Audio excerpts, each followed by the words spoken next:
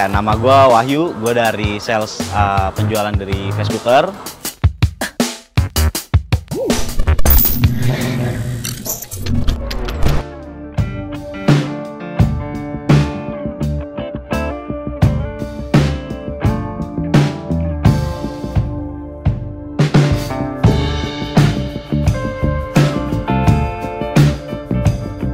Awalnya dealer rumahan kah atau karena sekarang pengembangannya pesat banget, sekarang punya dealer, punya bengkel segala macem. Ceritain dong Bang, awalnya Vescooter ini berdiri. Awalnya berdiri ya? Jadi awalnya Vescooter itu tahun 2016. 2016 itu awalnya kita juga rumahan. Awalnya dari cuman beberapa motor, awalnya juga karena hobi. Kita ada di rumah owner langsung, yang temen gue itu. Ya kita awalnya itu karena hobi, jadi kita kan yang tadinya motor ini kok unik kan, Vespa Matic gitu. Di tahun itu, di 2016 juga lagi booming-boomingnya Vespa Matic. Kebetulan dulu tuh kalau untuk pembelian harga baru, itu kan ada beberapa case yang kenapa orang mikir beberapa kali kan untuk beli. Contoh kayak misalkan dia indennya berapa lama. Terus selain inden, harganya kok tinggi banget kayak gitu. Tapi sedangkan di segmen second pun, dia juga masih dengan harga yang stabil. Makanya kenapa kita berawal dari rumahan dan kita juga percaya diri kalau ini merupakan bisnis yang berkepanjangan kayak gitu. Oke. Nah tadi menarik tuh Bang lu bilang, Vespa ini kan berarti segmented banget. Dan sebenarnya dealer motor bekas yang khusus untuk spesialis main Vespa itu bisa dibilang jarang lah di Indonesia. Jarang banget. Akhirnya apa sih yang buat lo berani main di sini? Apakah bener pasarnya itu banyak, pasarnya kuat, atau kenapa tuh Bang? Nah jadi dari segmennya sendiri, Vespa Matic itu memang kenapa sih Vespa Matic ini banyak banget peminatnya, sedangkan stoknya kok selalu inden kayak gitu. Nah makanya kalau misalnya di unit baru itu kita biasanya tuh kalau dulu ya, kita tuh inden bisa sampai 5 bulan, 6 bulan kayak gitu. Kenapa? Karena banyak peminatnya, tapi untuk stoknya sendiri kita harus nunggu inden berapa lama kayak gitu. Makanya kita pun juga yang main di segmen second, kita pede bakalan kayak gini seterusnya, karena segmen pasarnya terlalu banyak, sedangkan demand untuk unitnya sendiri terbatas kayak gitu.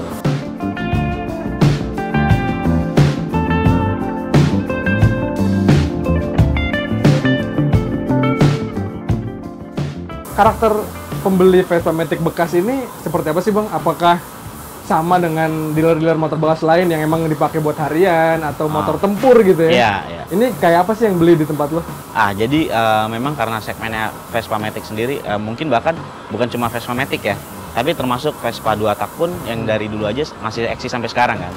Makanya di Vespa Matic sendiri itu segmennya itu dia memang punya pasar sendiri. Dan itu merupakan banyak orang bilang kalau Vespa ini bukan motor harian, tapi cuma motor hobi kayak gitu, yang bukan dipakai untuk tiap hari, bukan dipakai buat harian kayak gitu kan, bukan motor capek lah ibaratnya. Nah makanya setiap pemakai dari Vespa Matic sendiri itu kebanyakan mereka yang makainya itu cuma kayak lagi ada acara touring atau riding, terus juga buat Sabtu Minggu kayak gitu. Dan mereka juga biasanya kalau udah tahu di tipe yang misalkan yang di tahun 2013, 2015, dia pasti ada rasa penasaran gimana sih di tahun berikutnya kayak gitu. Ada di tipe apa lagi sih, atau di bagian mesinnya, atau dia upgrade lagi kah di tahun ini atau daripada tahun sebelumnya kayak gitu. Jadi kurang lebih memang karakternya adalah orang-orang yang bukan pemakai harian ya Bang ya? Benar, karena dia juga punya pasar sendiri kan. Kalau kita ngomongin segmentasi usia Bang, mayoritas pembeli di Vescooter ini anak umur berapakah, atau udah bahkan sampai ke orang-orang tua pun juga, karena kan kalau dilihat dinamis banget ya. Dinamis banget, bener, dinamis banget. Sebenarnya kalau di segmen Vespa Matic memang bener banyak banget ya peminatnya. Dari kalangan umur itu dari mulai anak-anak remaja gitu ya, yang kayak anak sekolah, anak-anak kuliahan. Terus juga mulai dari mungkin kayak ada ibu-ibu yang suka sama warnanya, karena kan di Vespa Matic itu banyak banget Vespa yang warnanya unik kan. Contoh kayak ada di green relax atau di warna peach kayak gitu. Itu memang dia jadi banyak segmennya. Di umur berapapun dia ada pasar sendiri. Contoh kayak misalkan di tipe GTS, Grand Touring Super. Kenapa sih di GTS ini kebanyakan yang pakai om-om kayak gitu? Karena di tipe GTS ini memang dia di set untuk touring, makanya disebut dengan Grand Touring Super sama dengan tipenya kan. Makanya omong kebanyakan yang kayak suka touring, suka jalan-jalan sama temen-temennya kayak gitu. Biasanya segmennya di GTS itu om-om kayak gitu.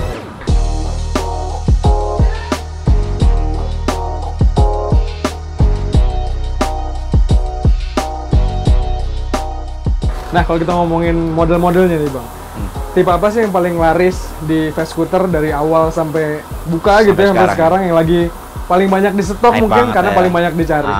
Jadi kalau untuk tipenya sendiri memang di tipe sprint itu banyak banget karena banyak banget peminatnya karena mungkin dia looknya itu dia sporty kan. Banyak banget anak muda yang masih make. Kadang di kalangan umur-umur yang di 30 pun juga kadang masih make juga karena melihatnya tuh looknya sporty. Nah tapi dengan di Primavera pun itu juga banyak juga karena dia nggak ngilangin identitasnya si Vespa yang kelihatan klasik.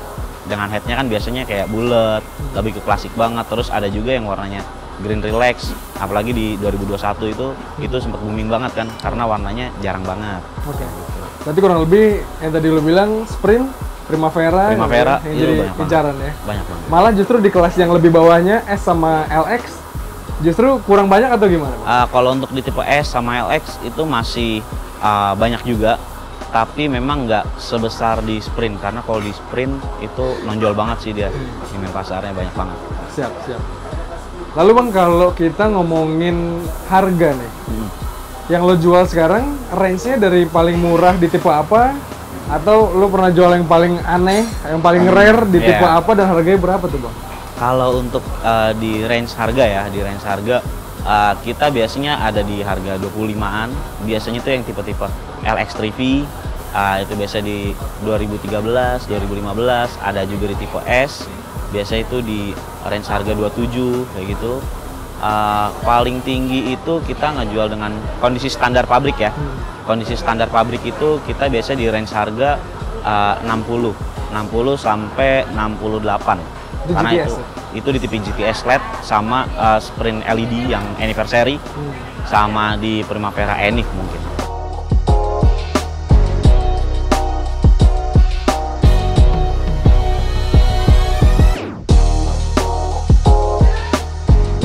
Nah, kalau kita ngomongin harga nih kan Bang, Vespa ya kemarin juga banyak kegoreng banget ya, nggak tahu kenapa harga dealernya jual segini, tiba-tiba ke pasaran sama pedagang-pedagang yang pura-pura kolektor gitu ya, tiba-tiba harga jadi sampai 1 M bahkan. Iya. Itu tanggapan lo akan itu tuh kenapa sih Bang? Kenapa terjadi dan kenapa itu bisa gitu dimainkan gitu? Kenapa sih bisa sampai kayak gitu? Benar.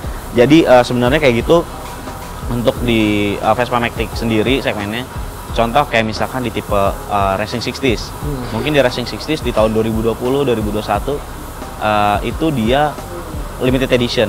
Tapi dengan pengeluaran unitnya sendiri itu memang nggak terlalu sedikit. Ya bangsa-bangsa kayak 1000 di 1000 itu dia masih ada. Nah tapi kenapa sih dia bisa sampai harganya melambung tinggi sampai sekarang pun harganya masih stabil?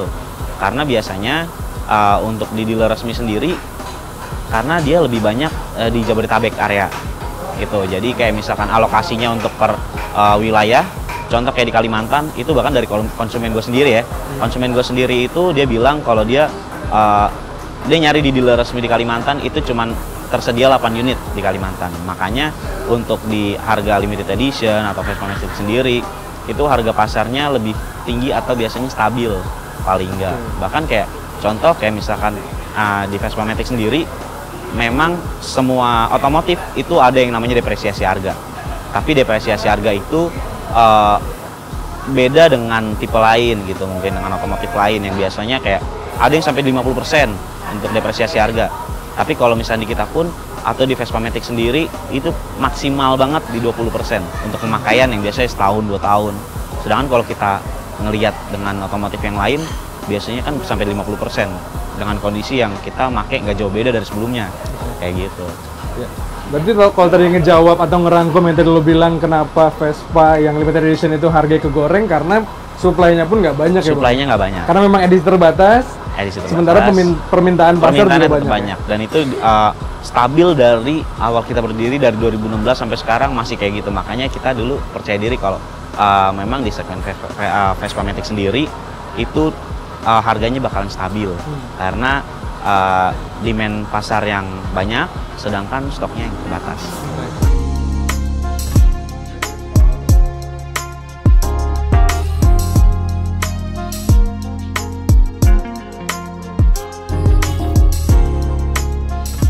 Kita pas main-main ke sini ada banyak di sini, bukan hanya jualan ya. Ya, Kelihatannya benar, sih Bang benar, ya, kelihatannya ada bengkel, ada bahkan repaint segala macam. Benar, ada tempat repaint. Sebenarnya bengkel ini lo khususkan untuk dealer lo doang kah atau ya pengguna Vespa umumnya boleh servis di sini juga? Jadi kalau untuk garage sendiri, memang kita awalnya kita buka garage ini hanya untuk after sales yang kita jual di Jabodetabek area, itu untuk servis mereka. Jadi kayak misalkan ada konsumen baru beli beberapa bulan, dia bisa free service ke kita selama 2 kali dengan jangka waktu yang nggak ditentukan kan. Tapi makin lama banyak orang juga yang mampir ke sini kayak nanya, bisa nggak sih servis di sini kayak gitu, tapi belinya nggak di sini. Akhirnya dari situ kita buka garage ini untuk umum kayak gitu. Makanya sekarang ada juga beberapa bengkel yang konsumen yang dari luar untuk servis ke kita kayak gitu, itu kita terima juga kayak gitu. Sedangkan yang di awal kita fokus ini sebenarnya untuk quality control kita kan kayak gitu sih. Untuk repaint pun demikian Bang ya? Untuk repaint pun juga sama. Jadi kayak misalkan contoh kita nggak mungkin nemuin yang namanya unit di tahun 2013 itu benar-benar no minus sama sekali. Pasti ada yang namanya pemakaian wajar lah. Kayak misalkan contoh lecet-lecet pemakaian, mungkin di kaki-kaki atau di bagian bodi. Tapi dengan tidak kondisi yang bekas crash ya kalau di kita. Itu pasti kita ada yang namanya kita repair, kita repaint. Semua melewati tahap quality control. Makanya di kita sendiri pun, kita dari dulu 2016 semenjak kita di awal rumahan, yang kita utamain itu after sales yang kita jual ke konsumen. Jadi setelah motor dipakai, karena motor ini bukan motor yang untuk harian, motor hobi, jadi berikanlah yang terbaik untuk konsumen. Karena setelah dia pakai kondisi motor dengan full dengan no minus, benar-benar no minus, kondisinya benar-benar tinggal pakai, itu pasti kan secara batin pasti dia puas akan layanan kayak gitu kan.